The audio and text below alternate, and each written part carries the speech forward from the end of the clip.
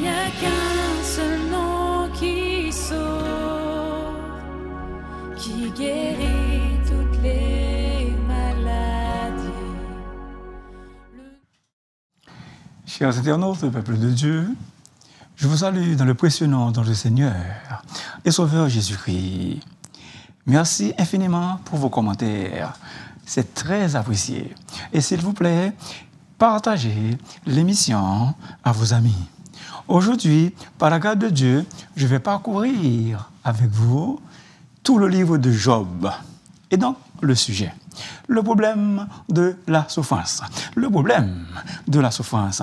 Le thème du livre de Job est le problème de la souffrance. En fait, la souffrance est au cœur du livre. Son message traverse les temps et les circonstances, les temps et les cultures. Tous les êtres humains, à un moment ou à un autre, font l'expérience de la souffrance. Autrement dit, la souffrance est universelle. L'homme naît pour souffrir, comme l'étincelle pour voler. Job 5, verset 7. La souffrance, elle est le fardeau commun de toute l'humanité et le fardeau solitaire de chaque personne. Bref, personne n'échappe aux peines de la vie. Personne n'échappe aux peines de la vie. Et donc, fardeau commun, fardeau solitaire. Mais pour nous, les racheter par le sang de Christ, un jour viendra où nos souffrances auront un terme. Un jour viendra où nous ne souffrirons plus jamais. Dans la ville sainte, la nouvelle Jérusalem, où il y aura de nouveaux cieux et une nouvelle terre. Auprès de Dieu, il essuiera toute l'âme de leurs yeux et la mort ne sera plus. Il n'y aura plus ni deuil, ni cri, ni douleur, car les premières choses ont disparu. Apocalypse 21, versets 2 et 4. Peuple de Dieu, Dieu essuiera toute l'âme de leurs yeux et la mort ne sera plus. Hello, peuple de Dieu, Dieu essuiera toute l'âme de nos yeux et la mort ne sera plus. Il n'y aura ni deuil, ni cri, ni douleur, car les premières choses ont disparu. L'apôtre Paul déclare avec gorge déployée: j'estime que les souffrances du temps présent ne sauraient être comparées à la gloire qui est révélée pour nous. Romains 8, verset 18. Écoutez bien, s'il vous plaît, peuple de Dieu, aucune comparaison avec les souffrances ou entre les souffrances jusqu'à ce jour est comparable peuvent être comparées à la gloire qui est réservée pour nous. Peuple de Dieu, ainsi, à cause de la perspective de la gloire à venir, gardons l'espoir, car l'espoir fait vivre. Tenons ferme, sûr et certain, un jour, nos souffrances auront une fin. Un jour, peuple de Dieu, nos souffrances auront une fin. Et donc, si vous êtes en train de souffrir, consolez-vous donc par ces paroles. Bien-aimés, à l'instar de Job, nous devons rester fermes dans la foi, malgré les épreuves, en mettant toute notre espérance dans notre Seigneur Jésus, le Rédempteur ressuscité. Le Rédempteur ressuscité. Job sait que son Rédempteur est vivant et qu'il se lèvera le dernier sur la terre. Job 19, verset 25. Maintenant, c'est l'apôtre Paul qui parle.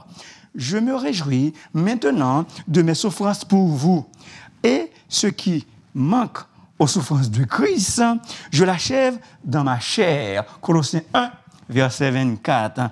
Mes frères, Adelphoi Moun. Regardez comme un sujet de joie complète les épreuves ou bien les diverses épreuves auxquelles vous pouvez être exposés. Jacques 1er, verset 2. Est-ce que vous êtes là? Est-ce que nous là? La souffrance que l'apôtre Paul a endurée pour l'amour du Seigneur Jésus et les bénédictions qu'il en a retirées nous encouragent à souffrir également pour l'amour de Dieu. Un seul point. La souffrance de Job. L'auteur du livre est inconnu. Le thème est le problème de la souffrance. Pourquoi Dieu, s'il est bon, permet-il la souffrance de ses créatures? Pourquoi Dieu permet-il la souffrance du juste? Par exemple, Job, il était juste. Peuple de Dieu. Le personnage de Job. Job, un homme riche et heureux dans sa famille, se voit sonné, accablé d'épreuves, terribles d'épreuves. En un seul jour, lui-même est frappé d'une maladie incurable qui lui fait cruellement souffrir. Job était un homme irréprochable, particulièrement pieux et droit, patient et persévérant. Job 21, verset 4, Jacques 5, verset 11. Un homme intègre de l'Ancien Testament. Job 1er, verset 1. Job, il habitait le pays d'Ouz. Il craignait Dieu et s'écartait du mal. En réalité, Job était un homme très respectueux de Dieu qui vivait dans une grande intimité, dans une grande intégrité avec Dieu. Il exerçait la fonction de prêtre pour sa famille, comme le faisait Abraham. Par exemple, il offrait des sacrifices. Job 1er, verset 5. Job avait 7 fils, le nombre divin de la plénitude, et était l'homme le plus grand, le plus éminent en Orient. Chapitre 1er, verset 3. Un grand propriétaire de troupeaux. Et donc, Job était un homme très riche. Chapitre 1er, verset 3. Chapitre 42, verset 12. Et Job était aussi un chef de sa ville. Chapitre 29, verset 7. La souffrance peut être considérée comme le chemin ou du blasphème. La souffrance peut être le chemin de la foi ou du blasphème. Job avait une foi inébranlable en Dieu. C'est important pour lui dans le livre de Job.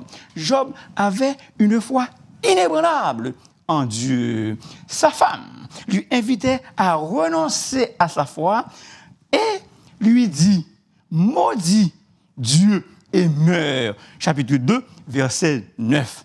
Comme Satan avait dit que Job le ferait. Chapitre 1er, verset 11. Chapitre 2, verset 5. Mais, très important, mais contrairement à Adam, Job refuse de suivre sa femme dans son allégeance à Satan et continue à reconnaître que Dieu a le droit de donner et de reprendre les possessions matérielles. Après avoir tout perdu, Job dit « Je suis sorti nu du sein de ma mère et nu je retournerai dans le sein de la terre. L'Éternel a donné, l'Éternel a ôté, Que le nom de l'Éternel soit béni. Très important. Et en tout cela, Job ne pécha point et n'attribua aucune injustice à Dieu. Job 1er, versets 21 et 22. Les 3 amis de Job préfigurent les 3 amis de Jésus. Dans son agonie au jardin de Gethsémane, du moins, at least, Jésus cherche quelques consolations de ses chers amis. Qui sont-ils ou qui étaient-ils? Il y en avait 3. Pierre, Jacques et Jean, les 2 fils de Zébédée. Mais il dormait. Il a ronflé. Mais non, le texte, bien sûr que non. Le texte ne le dit pas. Ils s'endormèrent. Matthieu 26, verset 37. Job est mort à 140 ans, le double de 70. La multiplication de deux nombres représentant respectivement la perfection et la plénitude divine. 7 fois 7, multiplication. Ou si vous voulez, 7 fois 10. Job souffre en conséquence d'une mise à l'égard de l'épreuve ou de sa fidélité. Job souffre en conséquence d'une mise à l'épreuve de sa fidélité. Hello, peuple de Dieu, est-ce que vous êtes là? Si nous restons fidèles à Dieu, nous serons récompensés. Si nous restons fidèles à Dieu, nous serons récompensés. Écoutez bien un verset, s'il vous plaît. Ne crains pas ce que tu vas souffrir. Sois fidèle jusqu'à la mort et je te donnerai la couronne de vie.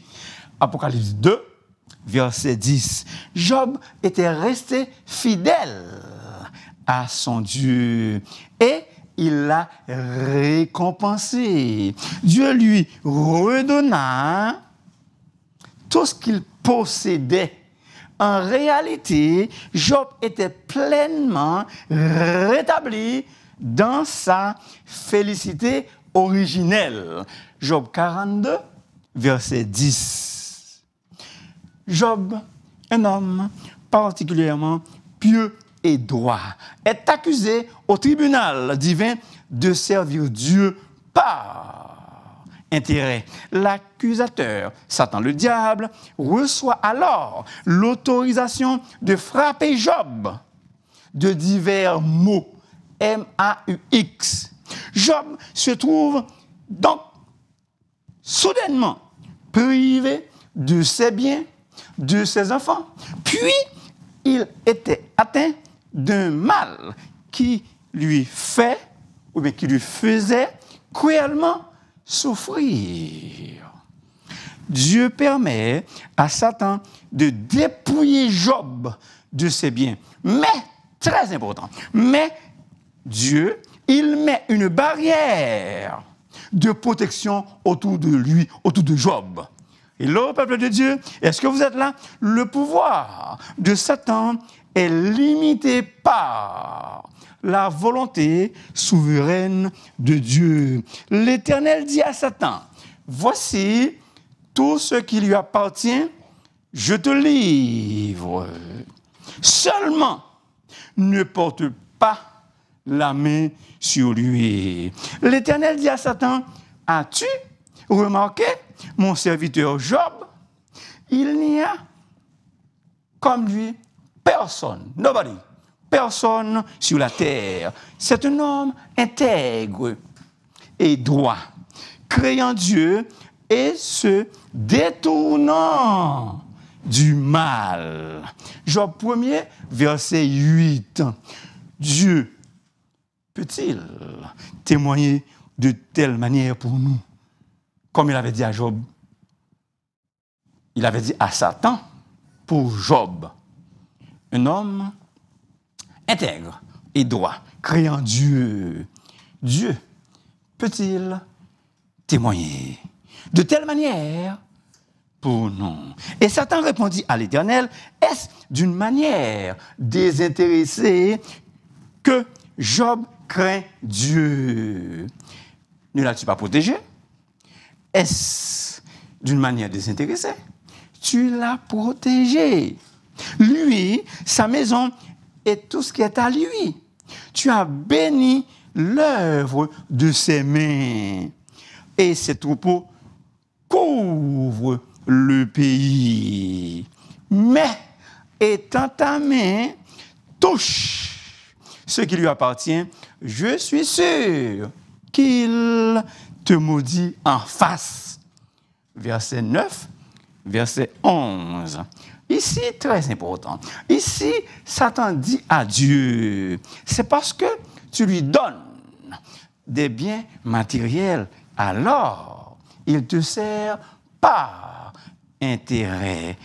Et très important, et Dieu met Satan au défi en lui donnant carte blanche pour prouver si son insinuation est vraie, d'éprouver la piété, la moralité et la fidélité de Job. Peuple de Dieu, on ne sert pas Dieu par intérêt, très important. On ne sert pas Dieu par intérêt, mais par amour. À cet égard, Job est un exemple vivant pour vous et moi. Job est devenu le champion de Dieu. Job était le champion de Dieu. Peuple de Dieu. Un géant spirituel a dit, Seigneur, je n'ai pas à me soucier de vivre ou de mourir. Ma part est de t'aimer et te servir. Je reprends. Seigneur, je n'ai pas à me soucier de vivre ou de mourir. Ma part est de t'aimer et te servir. La doctrine de la rétribution. Dieu bénit le juste, il maudit le méchant. Les amis de Job expliquent toute souffrance, y compris celle de Job, comme punitive et corrective. S'il en est ainsi,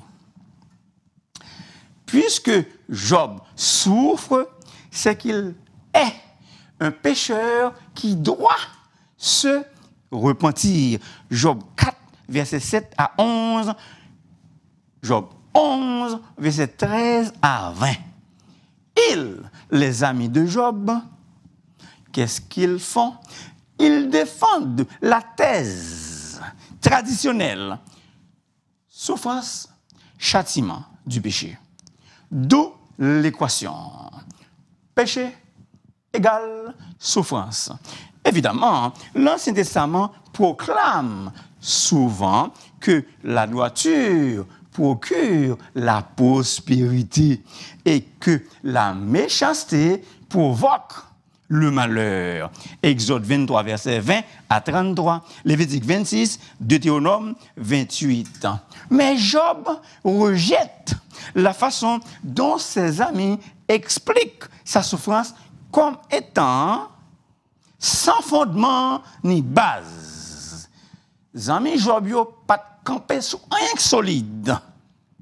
Le peuple de Dieu et Job, il met en question la bonté et la justice du Dieu souverain de l'univers. Job est convaincu de son innocence et voit sa souffrance comme une injustice. Job, il souffre, mais ce n'est pas à cause d'un péché. La doctrine de la rétribution, l'un des buts du livre de Job est de montrer combien une telle position théologique est absolument fausse. Toute souffrance, comme le montre l'expérience de Job, n'est pas nécessairement due aux souffrances. Hello, chers internautes, est-ce que vous êtes là? Changement de mentalité, changement d'opinion, changement d'avis.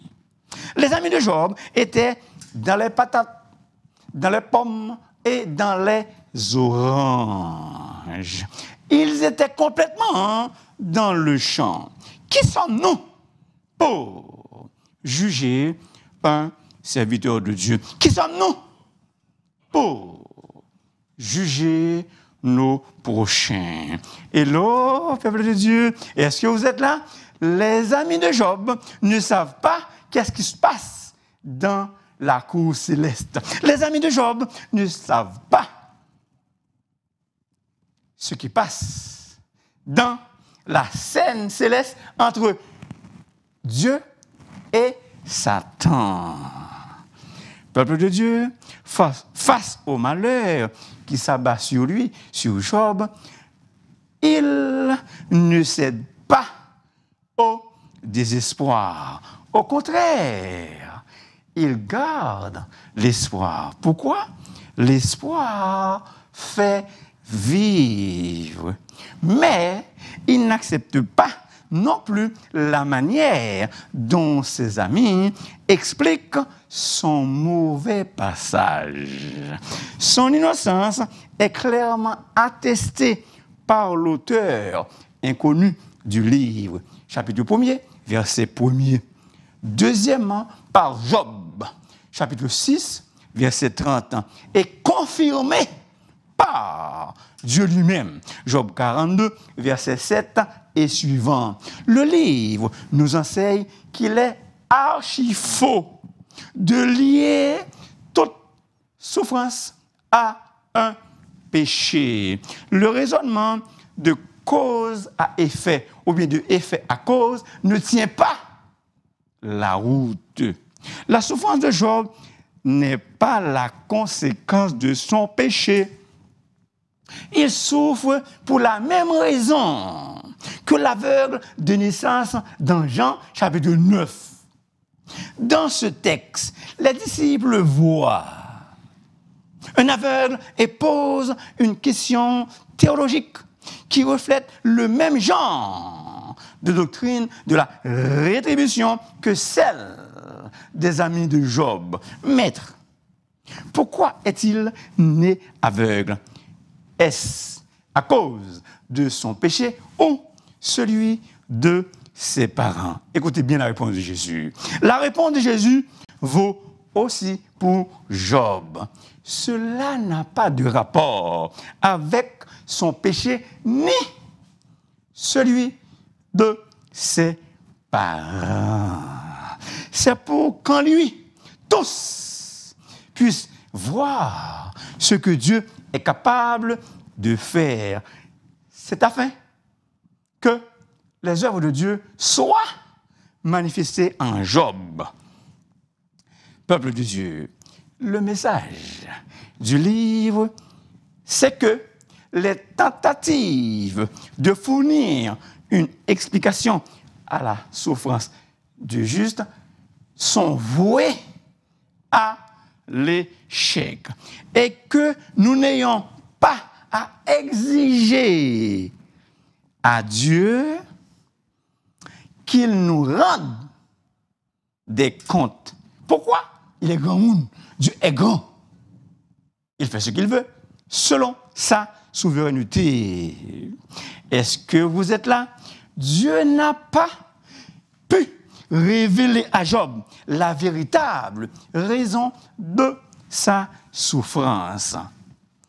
Avant ou pendant son épreuve. Et il n'a pas jugé utile ou nécessaire de le faire après. Très important. Dieu pas de bail Job raison pendant, avant et après sa souffrance. Il va pas de raison. D'où la confusion et le désarroi intérieur de Job. La question de la sagesse est au cœur du livre, chapitre 28. Qui est sage? Dieu seul sage. Il est la source de la sagesse. Dieu seul connaît le chemin de la sagesse. Et par sa sagesse, Dieu, a créé le monde. Sapientia Dei creavit mon homme. Les pourquoi de Job. Job, il doit accepter de faire confiance à l'Éternel, à son amour, confiance à sa sagesse, sans obtenir de réponse à ces questions, à ces pourquoi. Pourquoi la souffrance? Ce n'est pas là la bonne question. La question essentielle, la question fondamentale, c'est comment souffrir. À celui qui souffre, il importe moins de savoir pourquoi il souffre. Cela ne changerait pas grand-chose, mais de considérer ce que Dieu peut faire pour lui dans cette situation. Que puissions-nous faire si nous souffrons? Vers qui se tourner quand le mal nous assaille? Bien-aimés, dans nos souffrances, arrêtons nos pourquoi. Arrêtons nos questions et tournons-nous vers Jésus. Tournons-nous vers le technicien? Ben non, absolument pas. Ben non, excuse-moi. Bien sûr que non. Peuple de Dieu, dans la souffrance, l'orphelin tourne son cœur à Dieu. C'est un proverbe africain, je reprends. Dans la souffrance, l'orphelin tourne son cœur à Dieu. Maintenant, des leçons et bénédictions que nous pouvons prendre, ou bien que nous pouvons apprendre dans ce livre. Les années d'épreuve ont été pour Moïse, Joseph, Jérémie, et comme pour Daniel, un temps de maturation et de croissance spirituelle qui les a préparés pour les tâches que Dieu leur a réservées. Si vous êtes en train de souffrir, peut-être Dieu vous prépare pour un ministère quelconque. Peuple de Dieu, écoutez bien s'il vous plaît. De quelle manière Dieu est-il en train de vous préparer?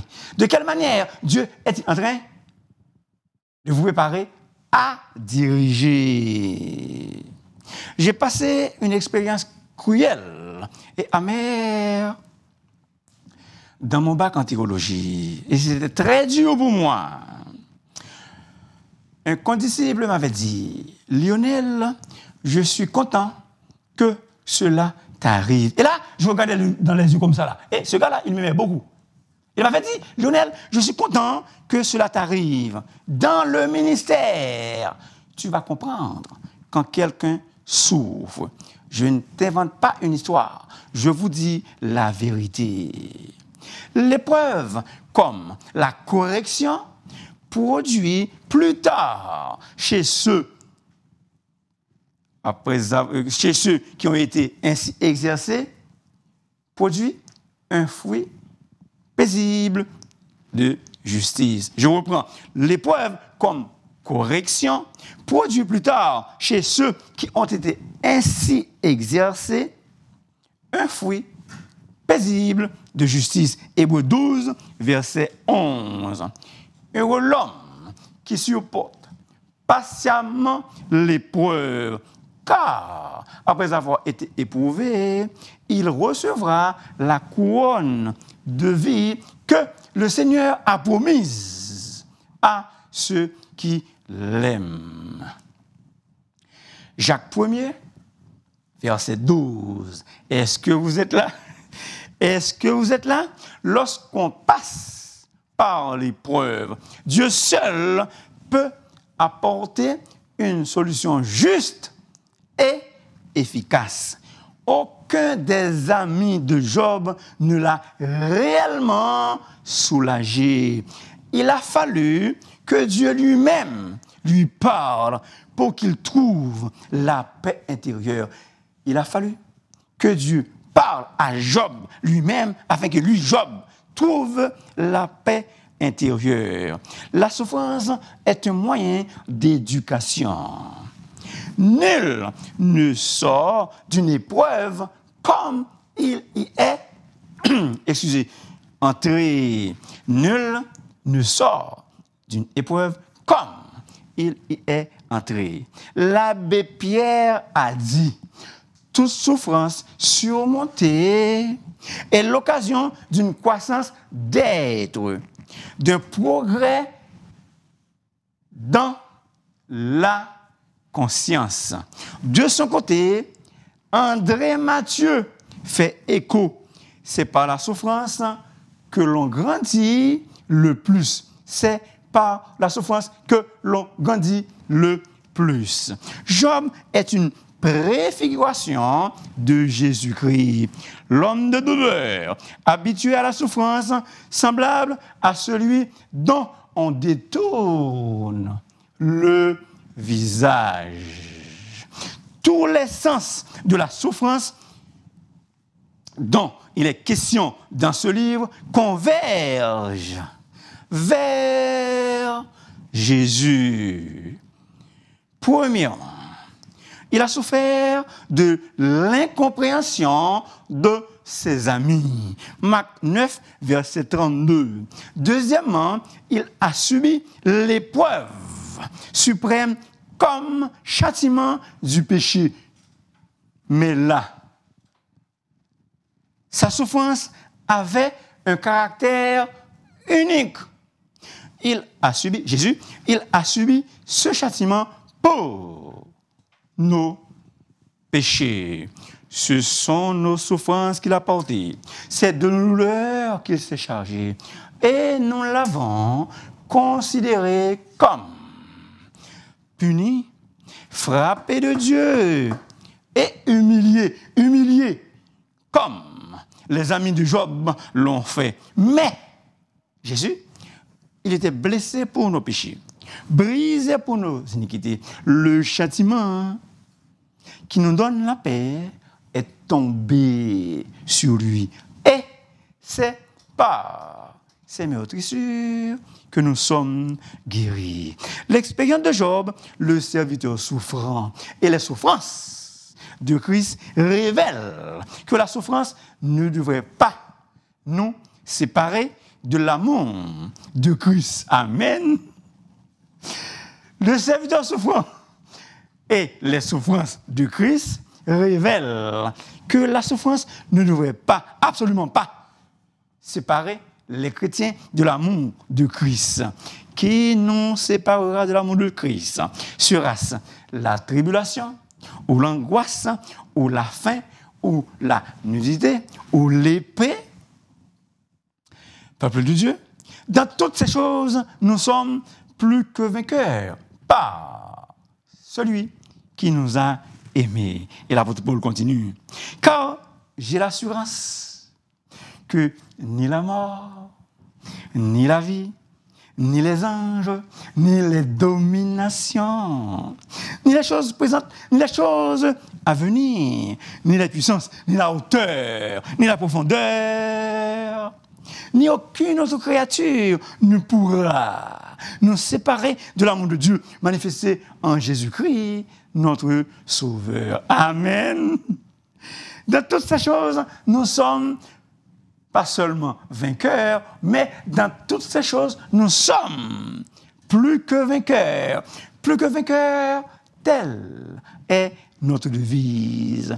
Plus que vainqueurs, bien que persécutés, car la victoire à la croix fut acquise.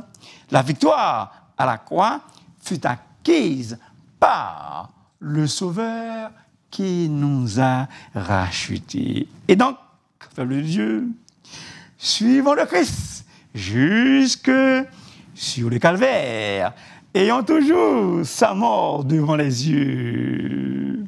Si nous souffrons avec lui sur la terre, nous régnerons avec lui dans les cieux. Si nous souffrons avec lui sur la terre, nous régnerons avec lui dans les cieux.